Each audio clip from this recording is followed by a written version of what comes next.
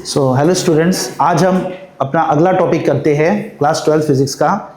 Last time हमने Coulomb's law के बारे में पढ़ा है, उसके हमने मैग्नीट्यूड देखा है, कैसे कूलम्ब्स लॉ में काम होता है, फोर्सेस कैसे एक्ट करते हैं। आगे हम अपना अगला टॉपिक पढ़ते हैं अपने first lesson electric charges and fields में। तो हम अगला टॉपिक बढ़ते हैं। हमारा अगला टॉपिक है Coulomb's law in vector form. हमने अब तक देखा है कि बेसिक चीज देखा है कि दो चार्जेस के बीच में अगर सेम चार्ज है तो उनके बीच में रिपल्शन होगा, अपोजिट चार्ज है तो उनके बीच में अट्रैक्शन होगा। यानी कि दो सिमिलर चार्जेस लाइक चार्जेस के बीच में रिपल्शन होता है और अनलाइक चार्जेस के बीच में अट्रैक्शन होता है। ये हमने देखा है। उसका वैल्यू कितना होता है, मैग्नीट्यूड कितना अट्रैक्शन और कितना रिपल्शन शो करेगा, ये हमने देखा था कूलम्ब्स लॉ में। स्केलर फॉर्म देखा था हमने, उनका मैग्नीट्यूड निकाला था कूलम्ब्स लॉ का। अब हमें आज का टॉपिक कवर करना है वेक्टर फॉर्म देखना है कूलम्ब्स लॉ, क्योंकि कूलम्ब्स लॉ बेसिकली फोर्स के बारे में बता रहा है और फोर्स एक वेक्टर क्वांटिटी है। वेक्टर मतलब जिसके पास मैग्नीट्यूड और डायरेक्शन दोनों होना चाहिए। हमने मैग्नीट्यूड तो देख लिया, अब हम डायरेक्शन निकालते हैं। So Coulomb's law in vector form start करते हैं। उससे पहले आपको थोड़ा सा क्विक रिवाइज करते हैं कूलम्ब्स लॉ इन स्केलर फॉर्म। ये हमारे स्केलर फॉर्म है कूलम्ब्स लॉ। लास्ट में हमने इसको देखा था कूलम्ब्स लॉ स्केलर फॉर्म में। इसको हम देखते हैं फटाफट। देखिए कूलम्ब्स लॉ स्केलर फॉर्म में क्या बोल रहा था कि दो पॉजिटिव चार्ज अगर लेंगे तो दोनों में रिपल्शन शो करेगा, प्लस प्लस रिपेल हो रहा है, फोर्स का डायरेक्शन अपोजिट रहेगा। दो अगर हम सिमिलर चार्ज लेते हैं तो रिपेल कर रहा है, और दो अपोजिट चार्ज लेते हो तो अट्रैक्ट करता है। ये फोर्स लगा, और इसका जो फोर्स का वैल्यू जो था वो डिपेंड कर रहा था कि चार्जेस के प्रोडक्ट पे डिपेंड कर रहा था, कितना बड़ा चार्जेस है उस पर डिपेंड कर रहा था, और दूसरा जो डिपेंड कर रहा था उनके डिस्टेंस पे। दोनों को हमने किया तो हमारा फॉर्मूला फाइनली आ रहा था k q1 q2 by R square. तो k का वैल्यू जो होता है 1/4 पाई एप्सिलॉन नॉट, जो कांस्टेंट था और जो कि मीडियम पे डिपेंड करता है। ये हमने अब तक देखा है। यानी कूलम्ब्स लॉ इन स्केलर फॉर्म, ये जो हम देख रहे हैं ये आपका स्केलर फॉर्म है, यानी कि मैग्नीट्यूड बताता है। ये आपका मैग्नीट्यूड बता रहा था। अब तक हमने देखा था, जो मैग्नीट्यूड देखा था कि Coulomb's law basic vector form. हम आगे देखेंगे स्केलर फॉर्म का वैल्यू आता है k q1 q2 by R square, जिसको हम मैग्नीट्यूड के तौर पे भी जानते हैं। ऐसा भी हम लिख सकते हैं, इसको बोला जाता है मैग्नीट्यूड यानी कि वैल्यू। सो अब तक हमने कूलम्ब्स लॉ इन स्केलर फॉर्म देख लिया है। आगे बढ़ते हुए अगर आपका बाकी है तो आप पीछे आके रिवाइज कर सकते हैं। आगे हम देखते हैं Coulomb's law in vector form. देखिए अब Coulomb's law in vector form समझने से पहले आपको थोड़ा सा वेक्टर का जानकारी होना चाहिए कि वेक्टर क्या होता है एंड ऑल। देखिए वेक्टर समझने से पहले आपको थोड़ा पता होना चाहिए कि क्लास 11th में आपने वेक्टर पढ़ा था। तो वेक्टर होने के लिए किसी के पास मैग्नीट्यूड और डायरेक्शन दोनों होना जरूरी है, और साथ ही साथ वो वेक्टर नियम भी फॉलो करे। वेक्टर क्वांटिटी वो क्वांटिटी होता है जिसके पास मैग्नीट्यूड यानी कि वैल्यू और डायरेक्शन दोनों होना चाहिए, और वो वेक्टर एडिशन भी फॉलो करे। ये चीज हमने वेक्टर में पढ़ा है। देखिए Coulomb's law in vector form थोड़ा सा कंफ्यूजिंग टॉपिक होता है बहुत लोग में। देखिए इसको अलग अलग तरीके से आप लिख सकते हो, डिफरेंट तरीके से इसको लिखा जा सकता है। Coulomb's law in vector form को अलग अलग तरीके से लिखा जाता है कूलम्ब्स लॉ को। हम एक बेसिक तरीका देखते हैं, सिंपल तरीका जो आपको एनसीईआरटी फॉलो किया जाता है। तो देखिए सिंपल तरीका सबसे पहले देखिए कि ये दो चार्जेस हमने लिया है Q1 और Q2, दोनों हमने पॉजिटिव चार्ज दिया है। तो बेसिक आपको पता है ये कूलम्ब्स लॉ स्केलर फॉर्म के हिसाब से अगर दो पॉजिटिव चार्ज लोगे तो दोनों में रिपल्शन शो होगा। सो फर्स्ट चार्ज को सेकेंड चार्ज रिपेल करेगा, इधर धक्का मारेगा। आप देख सकते हो ये फर्स्ट चार्ज है और ये सेकेंड चार्ज है। यहाँ पे आपके पास दो चार्ज है Q1 और Q2। आपके पास दो चार्ज है Q1 एंड Q2। सो दोनों पॉजिटिव है, एक दूसरे को रिपेल करेंगे। तो Q2 Q1 को इधर पुश करेगा, फोर्स लगाएगा, और Q1 पलट के Q2 को धक्का मारेगा। ये बेसिक आपने देखा था कूलम्ब्स लॉ इन स्केलर फॉर्म में। लेकिन आपको वेक्टर फॉर्म में लिखना है, तो यानी कि यहाँ पे देख सकते हैं ये फर्स्ट वाले चार्ज को सेकंड ने पुश किया तो चार्ज ऑन 1 ड्यू टू 2, यानी एक के वजह से सेकंड पे, यानी कि force on 1 due to 2, force on charge 1 by 2 आप ऐसा कह सकते हैं। यहाँ पे लिखा है force on charge 1 by charge 2। Similarly इस चार्ज को सेकेंड चार्ज को फर्स्ट चार्ज धक्का मार रहा है तो force on charge 2 due to charge 1, यह आप लिख सकते हो इन वेक्टर फॉर्म में।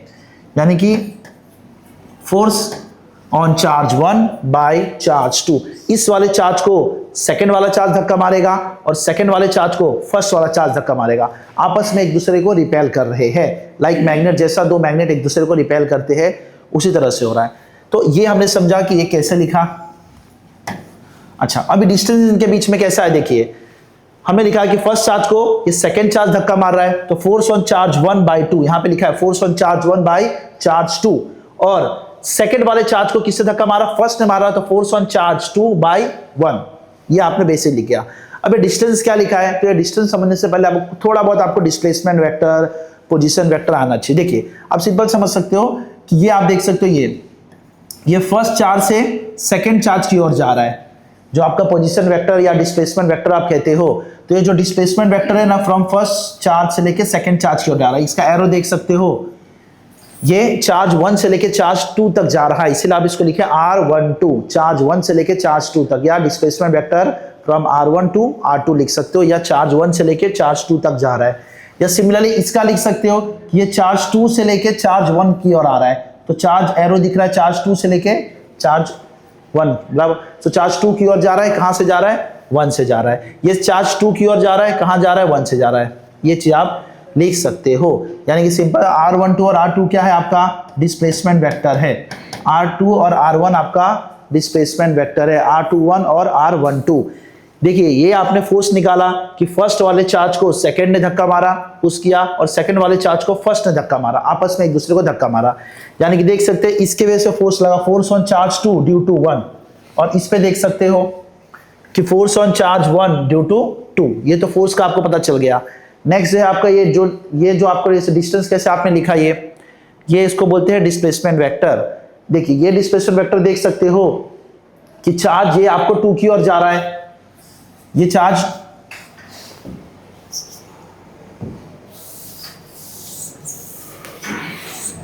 ये आप देख सकते हो कि चार्ज ये आपका 1 से 2 की ओर जा रहा है, ये आपने देख सकते हो चार्ज 1 से 2 की ओर जा रहा है। ये आप देख रहे हो कि ये किधर से जा रहा है, 1 से लेके 2 की ओर जा रहा है। ये जो डिस्टेंस है चार्ज 1 से 2 की ओर जा रहा है, डिस्टेंस 1 से 2 की ओर जा रहा है, इसलिए हमने R12 लिखा।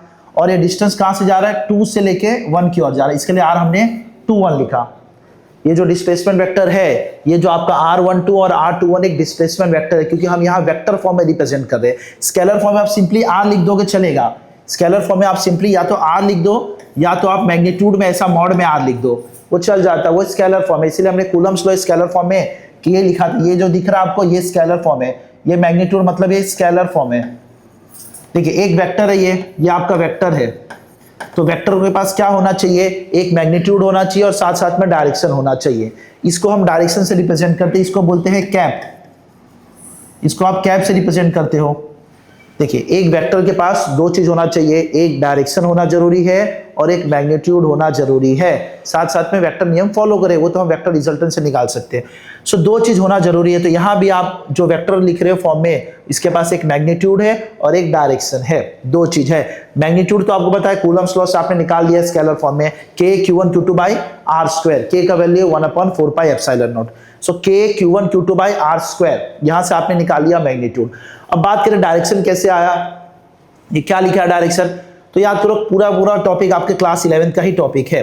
देखो पहला दो चीज आपने समझा, पहला आपने समझा कि F12 क्या है, ये आपने समझा। F12 मतलब कि फर्स्ट पे फोर्स लग रहा है, किसके द्वारा, सेकंड के द्वारा। फर्स्ट पे फोर्स धक्का मार रहा है, कौन मार रहा है, सेकंड मार रहा है।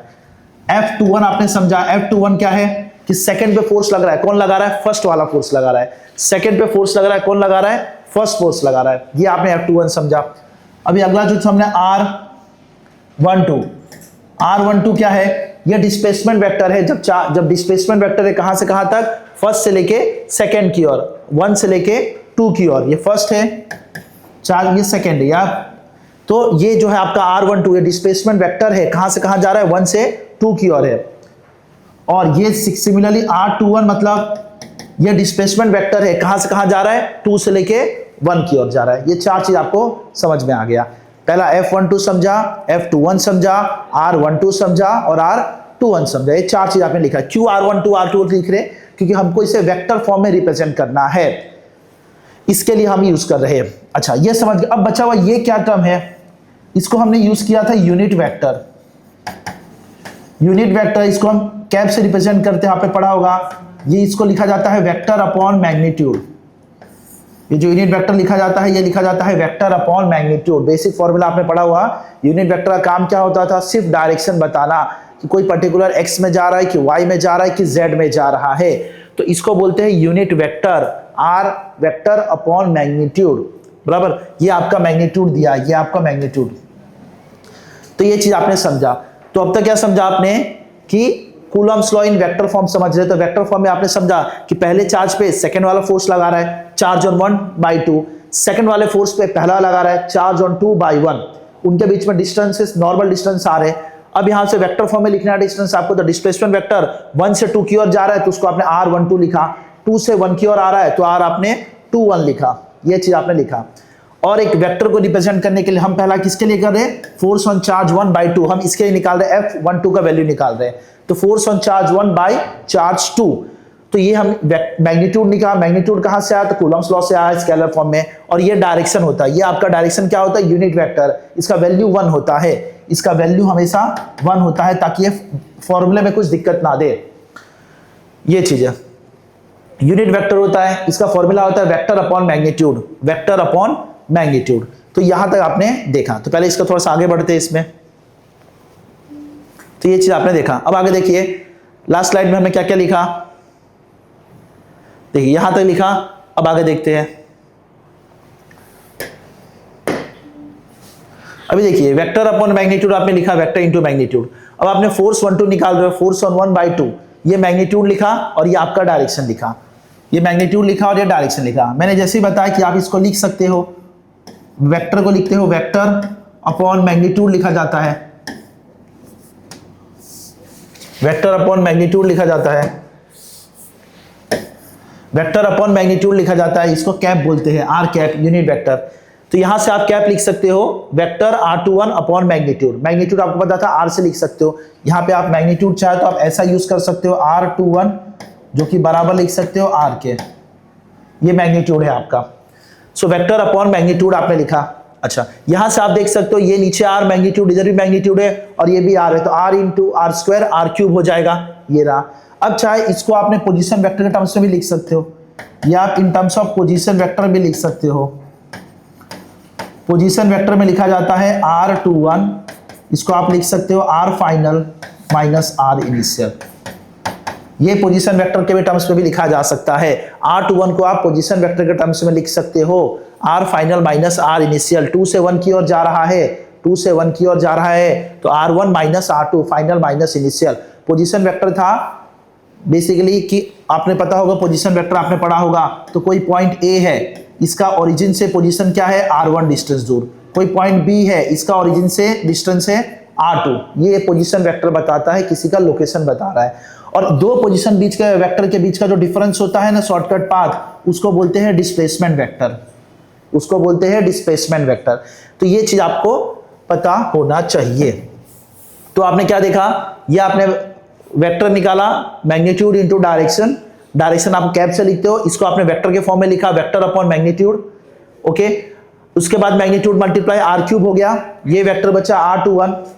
अब इसको आपने in terms of position vector लिखा, ये आपने डिस्प्लेसमेंट वेक्टर लिखा था, पीछे आपने डिस्प्लेसमेंट वेक्टर लिखा था, 2 से 1 की ओर जा रहा है, 1 से 2 जा रहा है, इसको आपने पोजीशन वेक्टर के फॉर्म में लिखा, r फाइनल माइनस इनिशियल, ये फाइनल ये माइनस इनिशियल, r21 मतलब 1 फाइनल है, 1 की ओर जा रहा है और 2 इनिशियल था, 2 सो फाइनल माइनस इनिशियल। सो ये आपको एग्जाम में आप चाहे तो यहां तक लिखिए तो राइट है, यहां तक लिखिए तो राइट है, दोनों आप यहां तक स्टैंडर्ड फॉर्म होता है, आप चाहे तो यहां दोनों तक लिख दिए तो भी राइट है, किसी किसी रेफरेंस में आपको यहां तक मिलेगा वो भी चलेगा।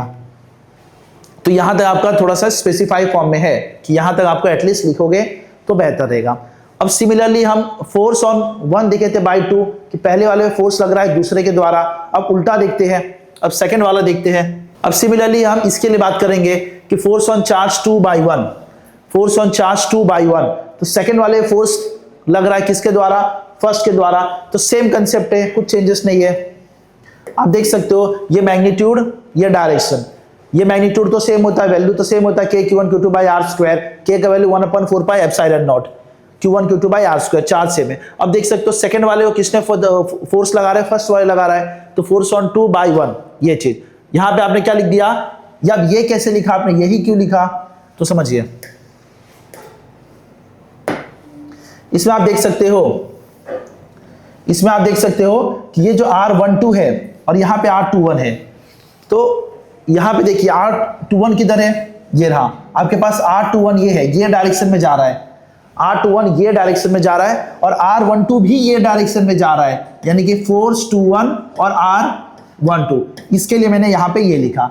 पिछले वाले मैंने क्या लिखा था, फोर्स और 12 लिखा था और उसमें लिखा था 21 लिखा था, क्यों दोनों सेम डायरेक्शन में, दोनों सेम डायरेक्शन में, फोर्स ऑन 1/2 और वहां पे लिखा था R21 लिखा था, कि दोनों सेम डायरेक्शन में। इसके लिए आप चाहे तो यहाँ पे आप ऐसा भी लिख सकते हो, R21 भी लिख सकते हो, लेकिन आपको यहाँ पे फिर माइनस साइन यूज करना पड़ेगा, क्योंकि अपोजिट डायरेक्शन वेक्टर है, वेक्टर सेम डायरेक्शन मतलब एडिशन होता है, अपोजिट मतलब सब्सट्रैक्शन होता है।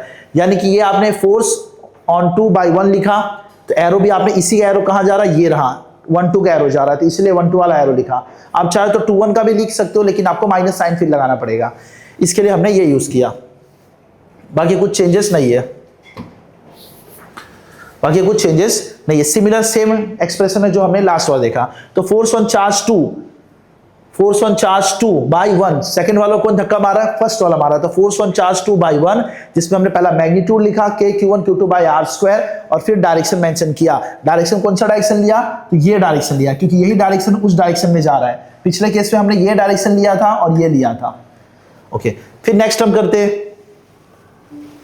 अब आगे देखो, सेम सिमिलर है कि फोर्स ऑन 2/1, यहां पे आपने लिखा 1-2 लिखा है। इस यूनिट वेक्टर को आप वेक्टर के फॉर्म में लिखोगे, इस यूनिट वेक्टर को वापस से वेक्टर के फॉर्म में लिखोगे आप, इसको आप वापस लिखोगे कि unit vector equals to vector upon magnitude.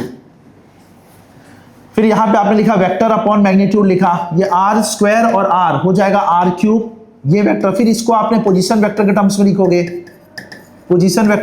लिखोगे, फाइनल माइनस इनिशियल। सो R12 1 से 2 की ओर जा रहा है, तो फाइनल होगा 2, इनिशियल होगा 1, सो लिखोगे R2 माइनस R1। तो ये सिमिलर एक्सप्रेशन आया। सो लास्ट का एक्सप्रेशन क्या था, F12 का एक्सप्रेशन क्या था, आपके पास था मैग्नीट्यूड 1/4πε0 Q1 Q2/r³ और वहां पे था R1 माइनस R2। ये एक्सप्रेशन आपके पास ये फर्स्ट का था और ये आपका सेकेंड आ गया। ये चीज आपने देखा कूलम्स लॉ में। अब आगे देखिए शुरुआत से अगर देखना चाहो तो यहाँ पे हमने फोर्स ऑन 1/2 निकाला था, ये मैग्नीट्यूड लिखा, डायरेक्शन देखो कौन सा लिखा है 2 से 1 की ओर, क्योंकि ये डायरेक्शन ये रहा, ये डायरेक्शन सेम डायरेक्शन में जा रहा है। F12 जिस डायरेक्शन में उसी डायरेक्शन में ये डायरेक्शन, इसके लिए हमने सिमिलर लिखा। उसके बाद हमने क्या लिखा, मैग्नीट्यूड लिखा, उसका डायरेक्शन लिखा। नेक्स्ट हमने क्या किया, हमने इस यूनिट वेक्टर को वेक्टर के फॉर्म में लिखा, तो वेक्टर अपॉन मैग्नीट्यूड, R² और R1 मल्टीप्लाई हुआ तो R³ बन गया ये वेक्टर। उस वेक्टर डिस्प्लेसमेंट वेक्टर को हमने पोजीशन वेक्टर के टर्म्स में लिखा, तो फाइनल माइनस इनिशियल, तो फाइनल है R1, इनिशियल का है R2, ये आपने यूज किया। फिर सिमिलरली आपने सेकंड फोर्स के लिए निकाला 2-1 के लिए, सिमिलर आपने एक्सप्रेशन निकाला और ये आपका एक्सप्रेशन आया। अब आगे देखिए थोड़ा सा, अभी देखिए आप चाहे तो इसको अपोजिट लिख सकते हो। यहां पे दिख रहा है आपको कि R21 और R12 दोनों अपोजिट डायरेक्शन में है, चाहे तो आप यहां पे साइन आप माइनस में लिख सकते हो। ये मैंने बोला ना कि आपने यहां पे देख सकते हो R12 इधर जा रहा है और R21 इधर जा रहा है, दोनों अपोजिट डायरेक्शन में है, तो चाहे तो आप टर्म रिप्लेस करके यहाँ पे माइनस लिखा जा सकता है, देख सकते हो ये, यानी कि ये बता रहा है कि न्यूटन्स थर्ड लॉ भी वैलिड है। हमने देखा था प्रॉपर्टी में कि इक्वल एंड अपोजिट है, यानी कि ये यूज कर रहा है न्यूटन्स थर्ड लॉ फॉलो हो रहा है, यहां पे न्यूटन्स थर्ड लॉ फॉलो हो रहा है, इक्वल एंड अपोजिट है, एक्शन रिएक्शन पेयर जिसको कहा जाता है कि जितना एक्शन लगाओगे पलट के उतना रिएक्शन मिलेगा। तो सेम दिख रहा है आपको, यहां पे आप देख सकते हो कि फोर्स दोनों मैग्नीट्यूड में इक्वल है, लेकिन डायरेक्शन में फर्क पड़ता है, दोनों अपोजिट डायरेक्शन में। ये हमने पिछले में भी देखा था। यहां पे फाइनली देख सकते हो कि दोनों का मैग्नीट्यूड सेम होता है, डायरेक्शन अलग होता है। चाहे तो आप सिंपली आप मैग्नीट्यूड में यूज कर सकते हो, न्यूमेरिकल जो यूज होगा उसमें आपको सिर्फ मैग्नीट्यूड यूज करना है, साइन यूज नहीं करना है, विदाउट साइन। जो Q1 Q2 आपको डालना है वो विदाउट साइन डालना है, क्योंकि जो आपको साइन यूज करेगा माइनस प्लस, वो बस डायरेक्शन बताएगा। तो आपने माइनस क्यों लिया और प्लस क्यों लिया, एक माइनस लिया एक प्लस लिया तो अट्रैक्शन हो रहा है। तो जो माइनस साइन है वो बता रहा है कि अट्रैक्ट कर रहा है, तो आपको वैल्यू में वापस माइनस नहीं डालना है, सिर्फ मैग्नीट्यूड फाइंड करना है, तो वैल्यू में माइनस साइन नहीं यूज करना है, सिर्फ आपको प्लस साइन ही यूज करना है। वेक्टर फॉर्म में आपको यूज करोगे, स्केलर फॉर्म में यूज नहीं करते। कुछ पॉइंट्स देख लीजिए, कुछ एमसीक्यू टाइप क्वेश्चन। देखिए कूलम्स लॉ आपको पता है ये पहले सिर्फ वैलिड है स्टैटिक चार्ज के लिए, पॉइंट चार्ज के लिए। अगर चार्ज मूविंग है तो वैलिड नहीं है। हालांकि ये कंडीशनल है कि बोथ हो सकता है, अगर आप सोचोगे तो ये बोथ बोला है क्वेश्चन, ये आपका कंडीशनल है बोथ ए एंड बी। देखिए कूलम्स लॉ सिर्फ रुके हुए चार्ज के लिए वैलिड है। अगर चार्ज रुका हुआ है तभी उस पर फॉर्मूला लगा सकते हो। रुके हुए चार्ज को बोलते हैं स्टैटिक चार्ज, और पॉइंट चार्ज होने चाहिए। देखिए static both A and B static condition है कि बताया कि एक चार्ज अगर रुका होना चाहिए और दूसरा चार्ज जो कांस्टेंट स्पीड से मूव करेगा। थोड़ा सा कॉम्प्लेक्स हो जाएगा, इसके लिए हम इसको अभी नहीं करते, ये आंसर यूज करते हैं अभी। सिर्फ रुके हुए चार्ज के लिए वैलिड है, दोनों चार्ज मान के रहिए कि रुका हुआ। एक चार्ज अगर मूव करने लगा तभी भी आप लगा सकते हो कूलम्स लॉ, ये यूज कर सकते हो टेक्निकली। फिर सेम चीज लिखा है कि इसका आपको स्टेटमेंट जो था कूलम्स लॉ का स्टेटमेंट, कि जो फोर्स और अट्रैक्शन डायरेक्टली प्रोपोर्शनल होता है और इनवर्सली प्रोपोर्शनल होता है डिस्टेंस के। डायरेक्टली प्रोपोर्शनल होता है प्रोडक्ट ऑफ चार्जेस के और इनवर्सली प्रोपोर्शनल होता है डिस्टेंस के। तो यहाँ पूछा है प्रोडक्ट ऑफ चार्जेस का डैश, तो यहाँ पे डायरेक्टली प्रोपोर्शनल आएगा, और अगर डिस्टेंस का पूछा होता तो इनवर्सली प्रोपोर्शनल आता। और जो लास्ट है हमारा ये है कंडीशन ऑफ कूलम्स लॉ क्या होना चाहिए। देखिए ये सिर्फ स्टैटिक चार्ज के लिए वैलिड होता है और along the line joining the two charges, मतलब दो चार्ज है सो दोनों चार्ज के साथ स्ट्रेट लाइन में ही फॉलो करेंगे। दो चार्ज है प्लस प्लस, जैसे मैग्नेट मान लीजिए, एक मैग्नेट यहाँ पे दूसरा मैग्नेट यहाँ पे, तो दोनों मैग्नेट को अगर मैं सामने सामने खसकाऊंगा तो ये मैग्नेट ऐसा ही भागेंगे, ये मैग्नेट ऐसा ऐसा नहीं भागेंगे, straight along line joining two charges, सीधा सीधा ही भागेंगे। तो दो चार्ज में फोर्स जो लगेगा प्लस माइनस, या अट्रैक्शन होगा या प्लस प्लस रिपल्शन होगा, तो दोनों अलोंग द स्ट्रेट लाइन ही जाएंगे, ऐसा क्रॉस नहीं जाएंगे। ये कंडीशन होना चाहिए। और स्टैटिक चार्ज के लिए वैलिड है और पॉइंट चार्ज के लिए वैलिड है। स्टैटिक मतलब रुके हुए चार्ज के, फ्लो करते हुए नहीं। जो करंट इलेक्ट्रिसिटी पढ़ोगे उसमें चार्ज फ्लो करता है, जो स्विच से लेके बोल सकते हो कि ये यहाँ तक आप करंट आ रहा है, स्विच से लेके यहाँ तक करंट फ्लो कर रहा है, तो वो बात अलग होती है, वो मूविंग चार्जेस होती है। हमें पढ़ना है सिर्फ स्टैटिक चार्जेस के लिए। सो ये चीज यहाँ पे रहता है। तो आज के लिए इतना ही। नेक्स्ट टाइम हम आगे दूसरा नया टॉपिक देखते हैं। नेक्स्ट टाइम हम कुछ न्यूमेरिकल्स के साथ आते हैं। तब तक के लिए थैंक यू।